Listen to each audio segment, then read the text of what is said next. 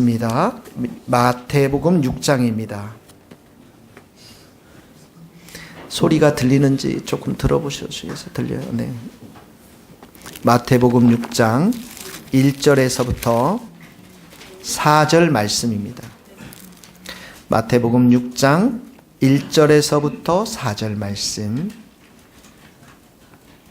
같이 한 목소리로 읽겠습니다. 사람에게 보이려고 그들 앞에서 너희 의를 행하지 않도록 주의하라. 그리하지 아니하면 하늘에 계신 너희 아버지께 상을 받지 못하느니라. 그러므로 구제할 때에 외식하는 자가 사람에게서 영광을 받으려고 회당과 거리에서 하는 것 같이 너희 앞에 나팔을 불지 말라. 진실로 너희에게 이르노니 그들은 자기 상을 이미 받았느니라. 너는 구제할 때에 오른손이 아는 것을 왼손이 모르게 하여 내 구제함을 은밀하게 하라. 은밀한 중에 보시는 너희 아버지께서 갚으시리라. 아멘. 우리가 사람들로부터 인정을 받는 것, 또 사람들로부터 칭찬과 또 높임을 받는 것,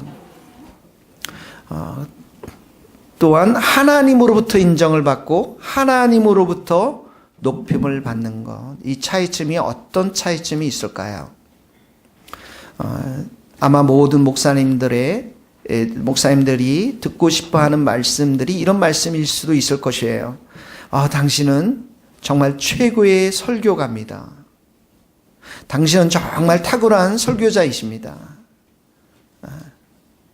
이 차이점과 이것과 정말 이 설교자가 알고 있는 하나님은 정말 최고의 하나님이야 라는 말의 차이가 어떤 것인 줄 알 수 있겠습니까?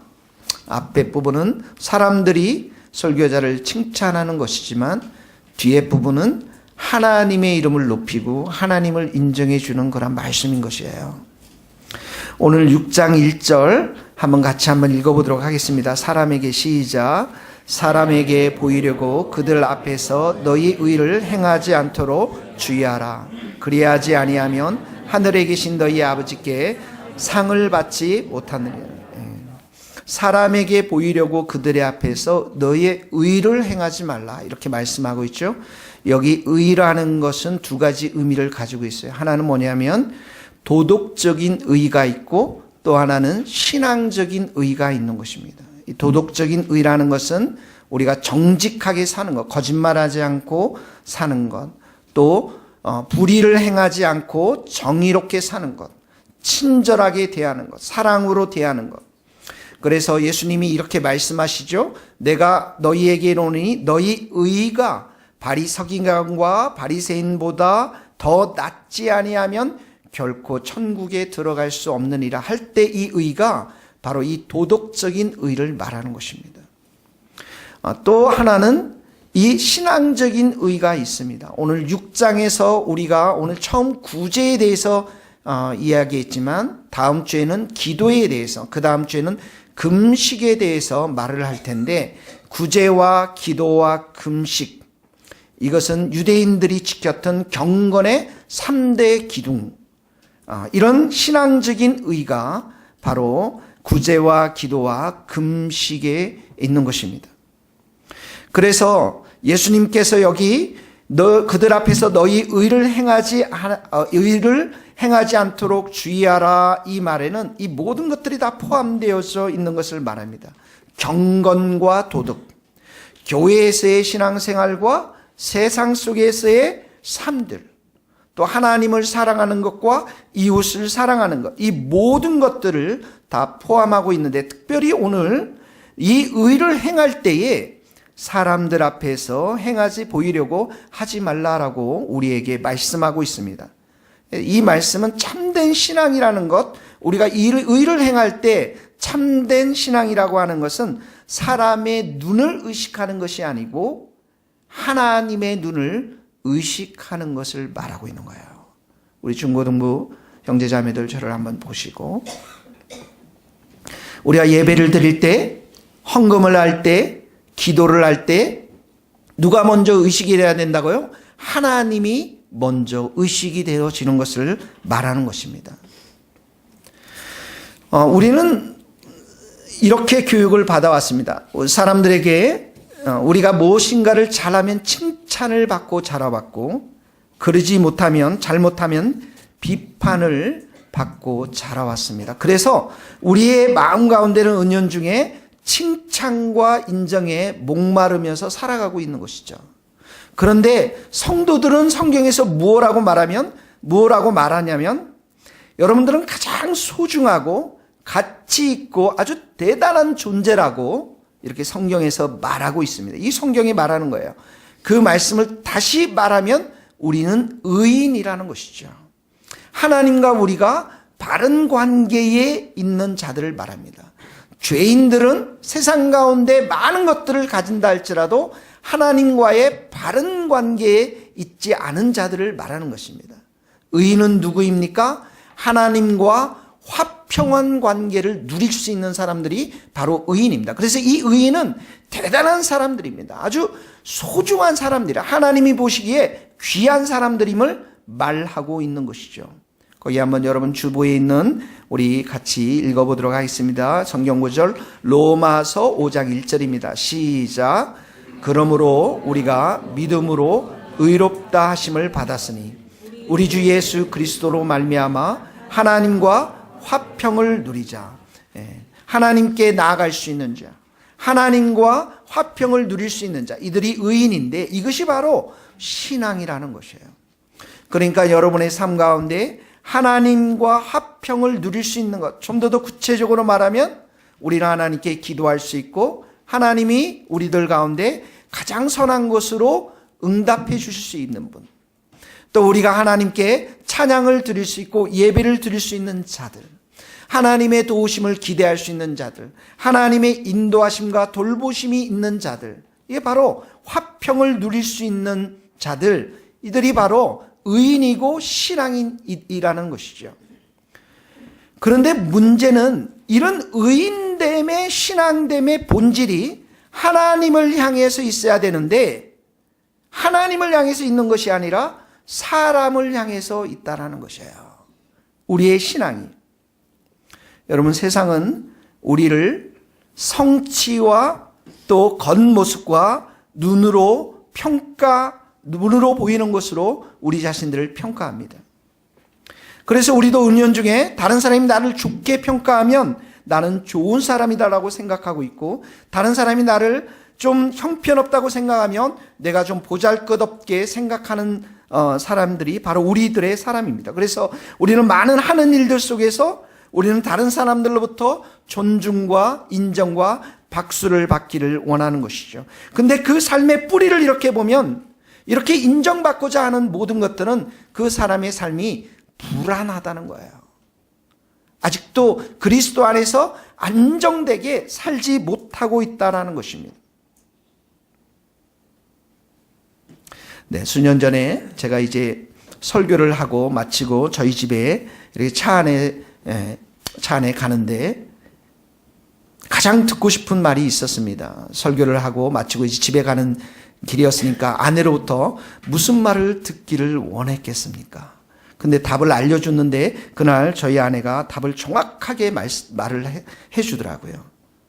당신이 이 교회에서 그래도 가장 설교를 잘하고 있고 당신의 설교가 최고라고 말을 하고 있더라고요.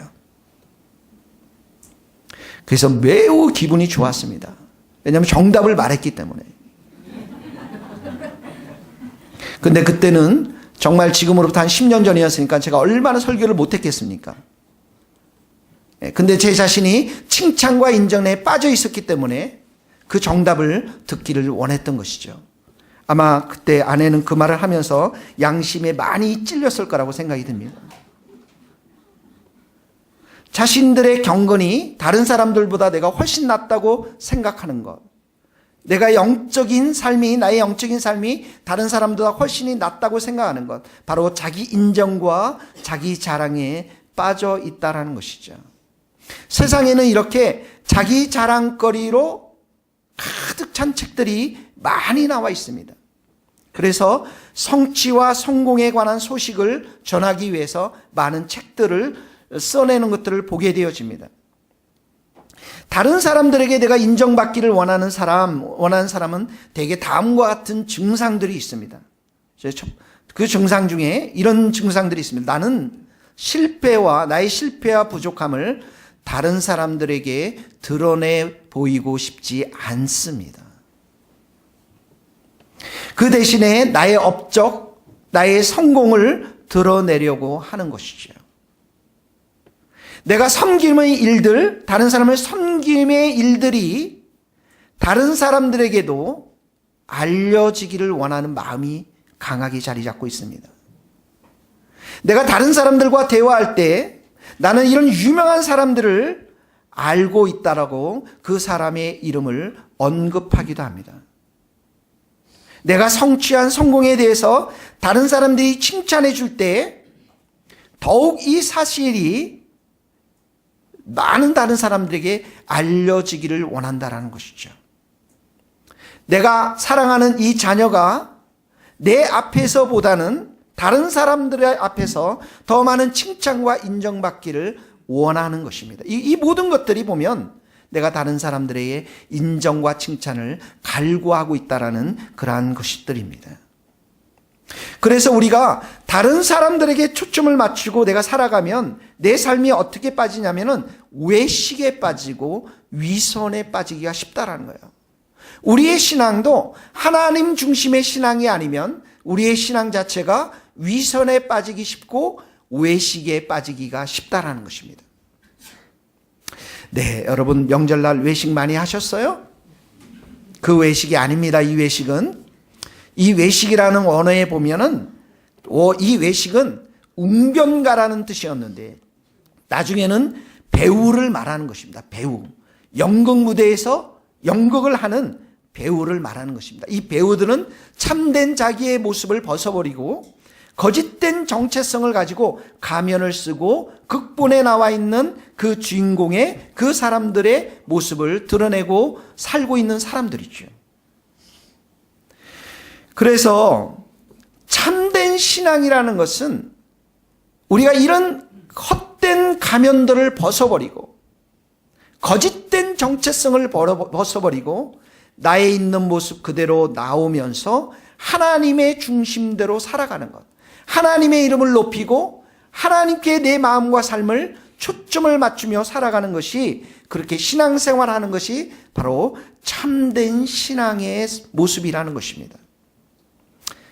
우리 사랑하는 성도님들, 오직 여러분의 신앙 가운데 외식을 벗어버리고 하나님만 바라보는 신앙이 될 수 있기를 예수님의 이름으로 축복합니다. 여러분, 내가 인정에 굶주리는 사람이 되면 그 안에 시기와 질투가 발산되어지고 급기야는 살인까지도 가는 것들을 성경에서 보게 되어집니다. 성경의 아벨과 가인의 이야기를 여러분은 알 것입니다. 하나님께서 누구의 예배를 인정해 주었습니까? 아벨의 예배를 인정해 주었죠. 가인은 어떻게 합니까? 인정을 못 받았습니다. 그래서 그 마음에 분노가 일어났죠. 시기와 질투가 일어났죠. 결국은 어떻게 합니까? 그 아벨을 쳐 죽이는, 살인을 행하는 그런 자리까지 나아가게 되는 것이죠. 사람들에게 이렇게 인정받기를 굶주린다면 그런 악한 죄도 범할 수 있는 가능성이 우리들 안에 내재되어 있는 것들을 보게 되어집니다. 구약에 보면 많은 제사들을 하나님 앞에 드렸습니다. 소를 가져오고 염소를 가져오고 양을 가져오고 수많은 제사들을 하나님 앞에 매일 또 매주 드렸는데 하나님의 중심의 제사가 아니었던 것이죠. 그래서 하나님께서 이들의 제사를 기뻐하지 않았습니다. 마음 전심으로 하나님을 예배하지 않았기 때문에. 예배라는 게 뭐예요? 우리의 상한 마음을 가져와야 되고 깨어진 심령을 가져와서 오직 하나님만이 나의 왕이 되시고 나의 주가 되심을 선포하면서 그렇게 살지 못했던 것들에 대해서 회개하며 눈물을 흘리며 왕 되신 하나님께 온전히 드리는 예배, 그 중심으로 드리는 예배를 하나님께서 기뻐하시는데 그들은 입술로만, 그들은 제사로만 하나님께 예배를 드렸던 것입니다. 그래서 헛된 경배를 드리는 것들에 대해서 하나님은 그 예배를 받지 않으셨습니다. 구약에서의 그런 예배가 신약까지도 와서 예수님을 만났던 많은 유대인들도 그런 헛된 경배들을 드렸던 것이죠. 마가복음 7장 6절 우리가 한번 같이 읽겠습니다. 마가복음 7장 6절입니다. 시작. 이르시되 이사야가 너희 외식하는 자에 대하여 잘 예언하였도다. 기록하였으되 이 백성이 입술로는 나를 공경하되 마음은 내게서 멀도다. 사람의 계명으로 교훈을 삼아 가르치니 나를 헛되이 경배하나 입술로는 나를 공경하되 마음은 내게서 멀도다. 사랑하는 성도 여러분, 여러분이 찬양을 드릴 때 마음 중심으로 드릴 수 있기를 바랍니다. 예배를 드릴 때도 입술로만 예배 아멘 하지 마시고 정말 마음으로 하나님의 말씀 앞에 순종하겠다는 고백으로 아멘을 들으셔야 되는 거예요. 그래서 마태복음 23장에 보면 이렇게 헛되게 경배하는 자들, 마음은 딴 데 있고 입술로만 하나님을 예배하는 자들, 이렇게 외식하는 자들, 화 있을진저 이렇게 책망하면서 하나님께서 아주 무섭게 예수님께서 이들을 책망하고 있는 장면들이 나오고 있습니다. 왜 그렇습니까? 그들의 눈에는 하나님이 보이지 않고 그들의 마음에는 하나님이 중심에 있지 않고 사람들의 칭찬과 영광에 목말라 있기 때문에 그렇습니다. 그래서 우리가 정말 주의해야 될 것은 하나님으로부터 오는 칭찬, 하나님으로부터 오는 그 영광을 우리가 목말라야 되는데 사람으로부터 오는 영광, 사람으로부터 오는 칭찬을 여기에 유대인들은 그것을 추구하며 살아갔다라는 거예요. 요한복음 5장 44절 한번 같이 읽겠습니다. 너희가 시작. 너희가 서로 영광을 취하고 유일하신 하나님께로부터 오는 영광은 구하지 아니하니 어찌 나를 믿을 수 있느냐. 그들은 사람의 영광을 하나님의 영광보다 더 사랑하였습니다. 하나님의 영광을 여러분 사모할 수 있기를 바랍니다. 여러분, 하나님은 우리의 중심을 보십니다. 우리의 마음을 보십니다. 여러분들이 사람을 의식해서 헌금을 드리고 여러분의 이름을 사람들을 의식해서 봉사하고 사람을 기쁘게 하기 위해 찬양하는 것, 사람의 비유를 맞추기 위해서 설교하는 것, 사람을 기쁘게 하기 위해서 그 교회 건물을 화려하게 하는 것, 이 모든 것들은 참된 신앙이 아니라는 것이에요. 여러분, 우리가 이렇게 작게 모인 성도들이지만, 작은 인원이 함께 모여 있지만, 정말 보잘것없지만 하나님이 여기에 정말 원하는 그러한 예배는 무엇이냐면 우리의 심령을 깨트려서, 우리의 마음을 깨트려서 진실되게, 그리고 우리의 영 가운데 하나님께서 예배를 드릴 때 인원에 상관없이 하나님은 그 예배를 기뻐 받으시는 예배인 줄 믿습니다. 우리 중고등부 형제들 저를 한번 보세요. 여러분들 따로 예배를 안 드린 거에 대해서 한편으로 목사님 마음이 죄송한 마음이 있어요. 그렇지만 예배가 여러분들에게 맞추는 게 아니고 여러분이 하나님께 예배를 드려야 하는 거예요. 무슨 말인가 알겠죠? 그러면 여러분들의 예배가 따로 있는 것이 아니라 함께 드리는 이 예배 속에서도 어떻게 해요? 하나님을 예배할 수 있고 하나님을 경배 드릴 수 있고, 그리고 무엇보다도 이 어른의 예배에서 설교를 40분 정도 들을 수 있는 이 놀라운 은혜 충만한 시간을 여러분 이 중학교 고등학교 때부터 들을 수 있다는 것은 대단한 축복이요 은혜인 줄 믿습니다. 지훈이 할렐루야 하품하지 마시고, 우리가 하나님께 드리는 헌물, 헌금, 작은 두렙돈 과부의 그 헌금이라 할지라도 마음을 모아서 눈물로 드릴 수만 있다면 하나님은 그 헌금을 기뻐하십니다. 마음의 중심을 보고서 기뻐하시는 거예요. 하나님은 우리의 용모와 키를 보시는 것이 아니라 우리에게 무엇을 봅니까? 외모를 보는 것이 아니라 하나님은 우리의 중심을 보는 것이죠. 중심을 보는 거예요. 그래서 그 중심을 보면서 하나님께서는 상을 내리시는 것입니다. 하나님 중심의 생활, 중심의 신앙생활, 사람의 중심이 되는 신앙생활, 이것이 왜 중요하면 이렇게 하나님 중심의 생활을 해야만, 신앙생활을 해야만 하늘에 계신 너희 아버지께서 상을 주시겠다라고 말씀하고 있기 때문에 그렇습니다. 여러분, 사람들로부터 많은 칭찬을 받고 인정을 받는 사람들은 이미 사람들로부터 상을 받았다라고 해요. 그 상을 받았다라는 그 단어는 이례적인 의미예요. 끝이 났다라는 거예요. 하나님 앞에서는 상이 없다라는 것입니다. 하나님 앞에서는 심판밖에 없다라는 것입니다. 진정한 상은 사람의 상이 아니고 하나님으로부터 오는 상이어야 합니다. 내가 이만큼 헌금했기에, 내가 이만큼 헌신했기에, 내가 이만큼 수고했기에 왜 사람들 나를 알아주지 않는가? 왜 목사님 나를 알아주지 않는가? 이런 섭섭한 마음이 없어야 합니다. 이 섭섭병에 걸리지 말아야 됩니다. 이 섭섭병에 걸리면 끊임없는 사람들로부터 칭찬과 인정을 갈구할 수밖에 없다라는 것입니다. 우리는 사람들의 이런 칭찬과 인정보다는 영원하신 하나님, 그 하나님으로부터 오는 상급들을 우리가 기대하며 그 상급을 향해서 우리가 수고하고 예배를 드려야 될 줄로 믿습니다. 그래서 이렇게 사람 중심이 아니라 하나님 중심의 신앙생활을 해나가야 되는데, 그 해나갈 때 예수님께서 세 가지의 예를 듭니다. 첫 번째는 구제, 두 번째는 기도, 세 번째는 금식의 예를 듭니다. 하나님과의 경건 신앙생활 속에서 나타나는 그런 모습인데요. 오늘 우리가 구제에 대한 부분을 다루고 내일 다음 주에는 이 기도와 금식에 대한 부분을 다루도록 하겠습니다.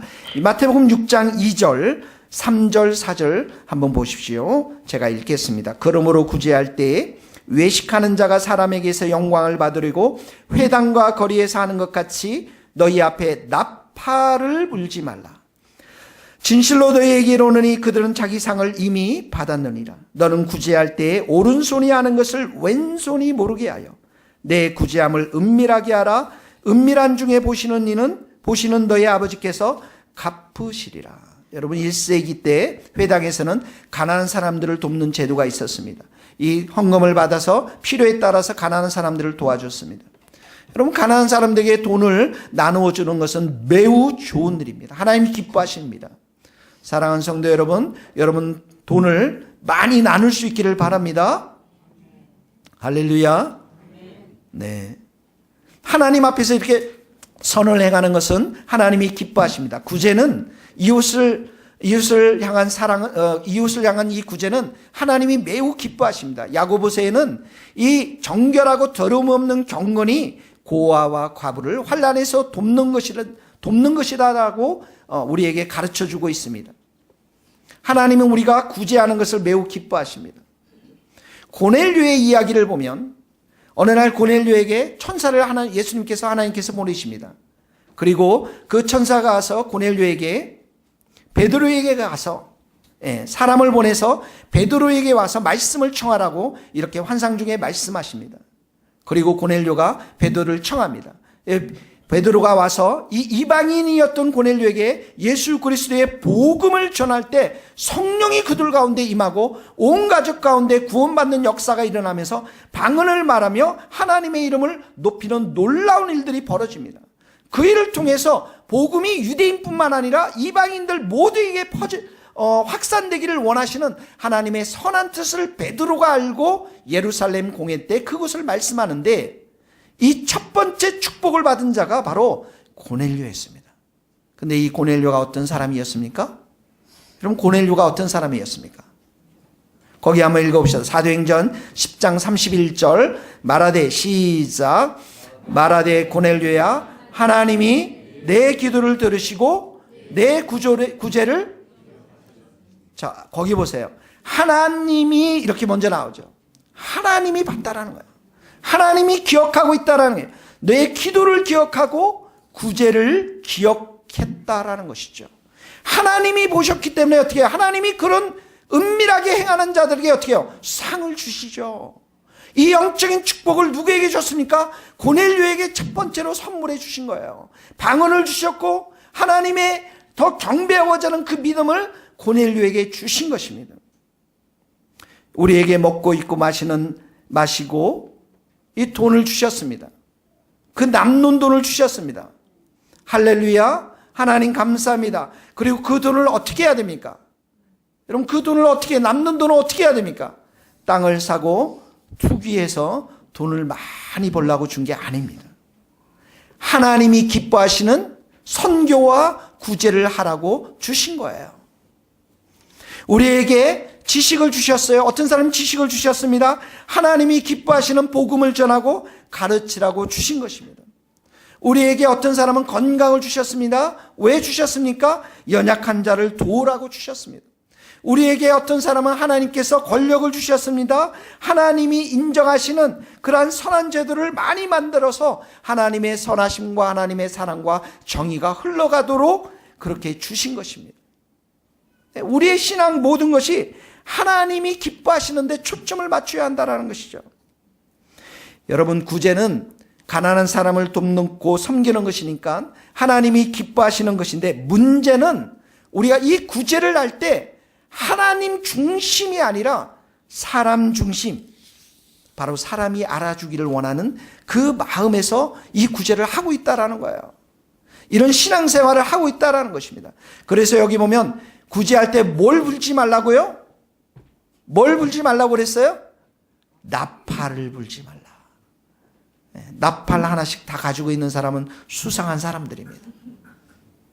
제가 백화점 앞에 가서 보니까 그 백화점에 종이 1시간마다 이렇게 칠 때, 특별히 크리스마스 때 보니까 그 빵빠레를 울리는데요. 빵빠 이렇게 이 나팔로 빵빠레를 팍 부니까요, 지나가듯 모든 사람이 딱 멈추면서 시계에 어떻게 합니까? 문이 쫙 열리면서 거기서 땡 12시니까 땡 12번을 막 치고 있는데, 그리고 나서 또 빵빠레가 팍 울려 퍼지고 문이 닫혀지더라고요. 빵빠레를 울리면 어떻게 해요? 사람들이 몰려듭니다. 구제를 할 때 빵빠레를 울려 퍼지면 텔레비전에 나와서 사진을 찍고 뉴스에 나오기를 원하는 사람들, 이 모든 사람들의 행태가, 동기가 무엇이냐면 사람에게 존경받고 싶고 인정받고 싶은, 이 모든 신앙들이 잘못된 것임을 지금 예수님께서 그 마음의 동기를 지적하고 있는 것입니다. 여러분, 아나니아와 삽비라의 사건을 통해서 우리 이렇게 보면 그 초대교회 때 재산을 다 팔아서 일부를 숨겨서 사도에게 가져왔습니다. 일부를 숨겼다라는 것은 무엇입니까? 그들의 신앙이 하나님만을 전심으로 바라보지 않았다라는 거예요. 다른 사람들도 바쳤으니까 나도 이렇게 바쳐야 된다라고 하는 사람을 의식해서 가져온 것에 불과하다라는 거예요. 하나님께서 그 재물을 받을 리가 없겠죠. 왜 그렇습니까? 하나님을 전심으로 내가 바라보지 못하면, 하나님의 이름을 전심으로 이 헌금을 통해서 높이지 못하면 그 마음에는 사단이 가득한 것입니다. 그래서 베드로가 이렇게 말하죠. 아나니아야, 사단이 내 마음이 가득하여 성령을 속이고 땅값 얼마를 감추었느냐, 이렇게 말하죠. 이를 내 마음에 두었느냐? 내가 사람에게 거짓말한 것이 아니요 하나님께로다. 그 마음의 동기가 하나님께 순수하지 못했다라는 거예요. 온전하지 못했다라는 것입니다. 결국 이 아나니아와 삽비라가 그 자리에서 죽게 됩니다. 하나님 앞에 순수하게 드리지 않고 그들이 사람을 의식했기 때문에 그들은 판제산의 일부를 가리고 그리고 제 사도들 앞에 드렸던 것들을 보게 되어집니다. 사랑하는 성도 여러분, 우리의 마음이 정말 전심으로 하나님을 향할 때만 하나님께서 그 마음과 신앙을 기뻐하시는 것이고, 이것이 진짜 신앙이라는 사실들을 우리가 기억할 수 있기를 예수님의 이름으로 축원합니다. 주님은 여러분, 살인도 간음도 마음으로 다 지을 수 있다라고 지적했습니다. 분노는 마음의 살인이고 마음으로 음욕을 품는 것 간음이라고 주님께서 말씀하셨습니다. 우리가 구제를 하는 것도 마음이 중요하다는 거예요. 어떻게 구제해야 된다고요? 오른손이 하는 것을 왼손이 모르게 은밀하게 하라는 것이죠. 오른손이 하는 일을 왼손이 모르게 이렇게 하려면 어떻게 합니까? 우리 자신마저도 이 구제를 할 때 의식해서는 안 된다라는 거예요. 구제하자마자 그 일에 대해서 어떻게 합니까? 잊어버려야 한다는 거예요. 까맣게 잊어버려야 한다는 거예요. 어떤 사람이 여러분들이 와서 감사합니다. 작년에 정말 저를 도와주셔서 감사합니다 할 때 네, 하나님이 하셨습니다. 그런데 저는 다 잊어버렸습니다. 이렇게 하라는 거예요. 다른 사람을 용서했으면 완전히 잊어버려야 한다는 거예요. 내가 지난번에도 용서했는데 또 내가 잘못을 했어. 이번에 내가 마지막에 알았니? 이 말은 네가 과거에 잘못한 것 다 지금도 기억하고 있다라는 것이에요. 우리가 잘못한 거 용서했다면 다 잊어버려야 돼요. 모든 것이 새롭습니다. 내가 한 것은 아무것도 없고 어떡합니까? 하나님께 모든 영광을 돌릴 줄 알아야 한다는 것이에요. 이것이 바로 은밀하게 하나님만을 보는 그 신앙 가운데 우리가 용서하고 헌금하고 구제하는 것을 말하는 것입니다. 저는 28살에 이렇게 주님 앞에 헌신하며 지금까지 왔는데요.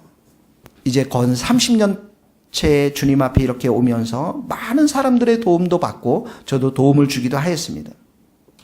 그래서 저를 도와줬던 물질적으로 또 여러 신앙적으로 도와줬던 사람들을 제 마음 가운데 늘 품고 감사하며 생활하는데 제가 딱 한 분은 잊지 못하는 사람이 있어요. 언제냐면 제가 IMF 간사를 하면서 첫 월급을 받았는데 그 월급이 거의 없었습니다. 헌금을 바치고 나니까 한 달 생활할 돈이 전혀 없었던 그날 아침에 내가 한 달을 어떻게 살아갈 것인가 이제 이런 기도와 가난함으로 하나님 말씀을 딱 펼쳤을 때 그 성경책 안에 하얀 봉투가 있었고 그 안에 많지는 않았지만 적지는 않았지만 저에게 꼭 필요한 양의 돈이 있었던 것을 기억합니다. 그런데 지금도 그 돈을 준 사람은 저는 알지 못합니다.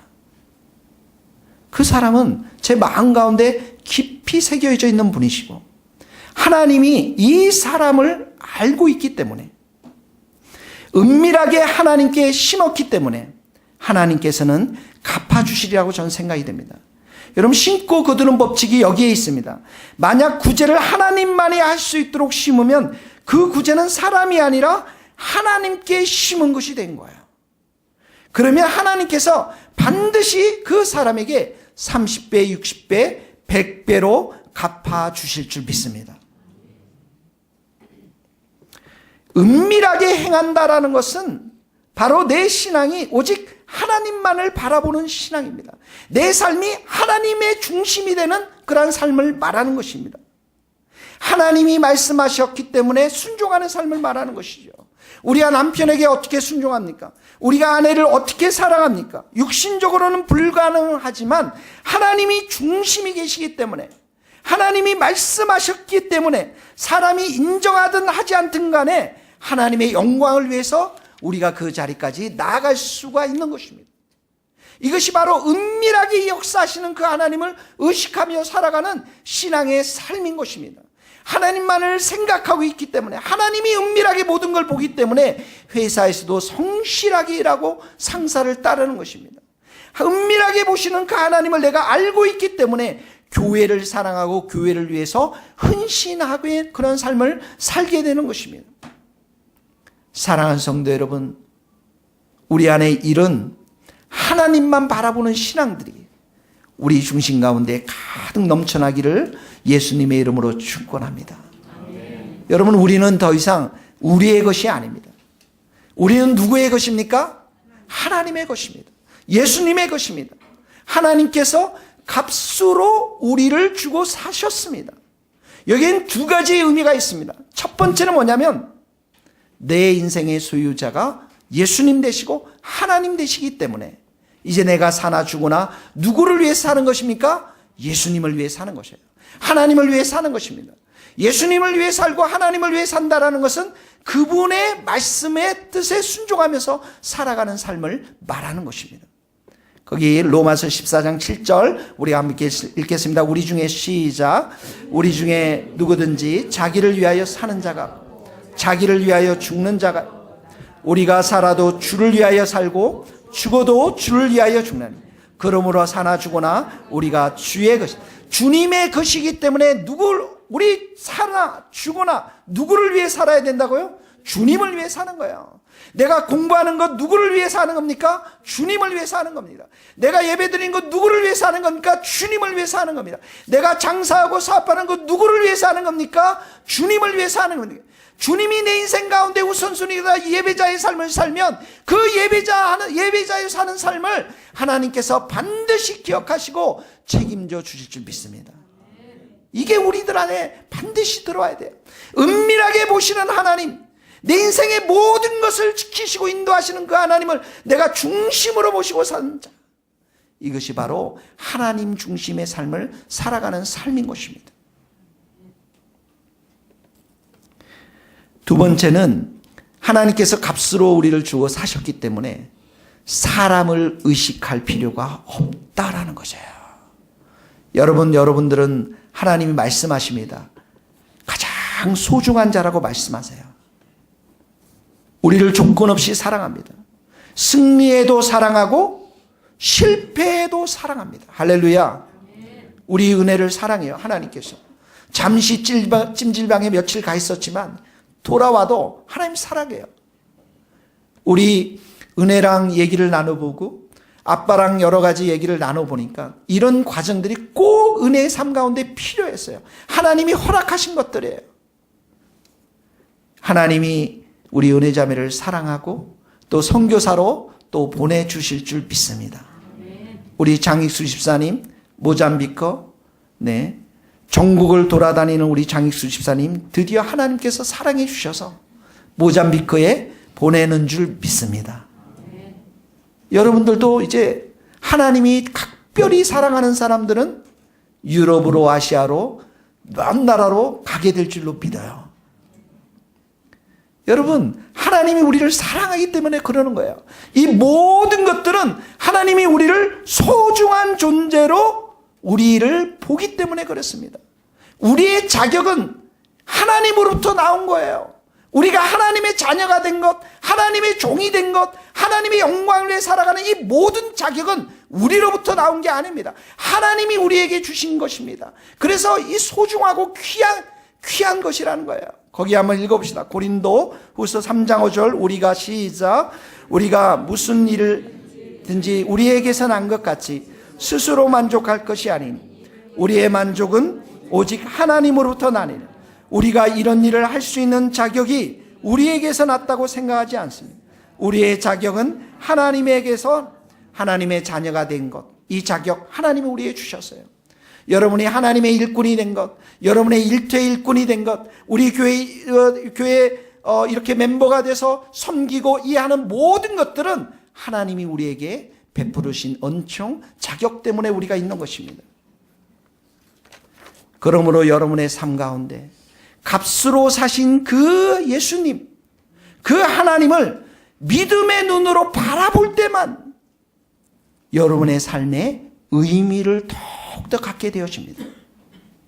하나님께 집중해야 될 이유가 여기에 있는 거예요. 하나님의 얼굴을 바라봐야 될 이유가 여기에 있는 것입니다. 믿음의 주요 온전하게 하신 그 예수님만 바라볼 때에 우리의 삶을 해석할 수 있고 우리의 삶의 의미를 바르게 찾아낼 수가 있는 것입니다. 그 하나님의 음성을 듣고 내가 살아갈 때만이 다른 사람들의 판단으로부터 내가 어떻게 합니까? 자유해질 수가 있는 것입니다. 다른 사람들의 생각과 의견들 내가 듣지만 그들에 의해서 내 인생이 좌지우지되지 않습니다. 하나님이 내게 말씀하신 이 소중한 가치, 하나님이 나를 귀하게 여기고 이는 내 사랑하는 자요 내가 기뻐하는 자라고 하시는 이 주님의 준엄한 음성을 내 마음 가운데 새기며 살아갈 때 우리는 사람들의 인정과 사람들의 칭찬으로부터 자유해질 수가 있는 것입니다. 사랑하는 성도 여러분, 이렇게 하나님께서는 여러분들을 값으로 사셔서 하나님이 주인 되심을 선포하시고 가장 소중한 자로 만들어 주셔서 이제는 내 인생을 통해서 어떻게 합니까? 다른 사람들을 위로하고 섬기는 존재로 우리를 불러주셨어요. 그래서 예수님께서 말씀하고 있습니다. 주는 것이 받는 것보다 복되도라라고 말씀하십니다. 우리가 주는 인생이 되었어요. 우리의 사랑을 주고 돈을 주고 우리가 시간을 주고 모든 것을 줄 수 있는 그런 복된 자, 그 자리가 바로 성도들의 자리라는 것입니다. 거기 사도행전 20장 35절 말씀 마지막으로 한번 같이 읽겠습니다. 시작. 범사에 여러분에게 모범을 보여준 바 같이 수고하여 약한 사람들을 돕고 또 주 예수께서 친히 말씀하신 바 주는 것이 받는 것보다 복이 있다 하심을 기억하야 할지니라. 약한 사람들을 돕고 그리고 주는 것이 받는 것보다 복되도다. 우리 모든 성도들이 주는 자들이 다 될 수 있기를 예수님의 이름으로 축원합니다.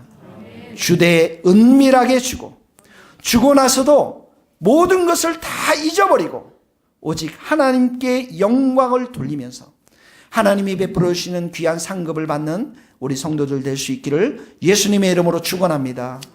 기도하시겠습니다.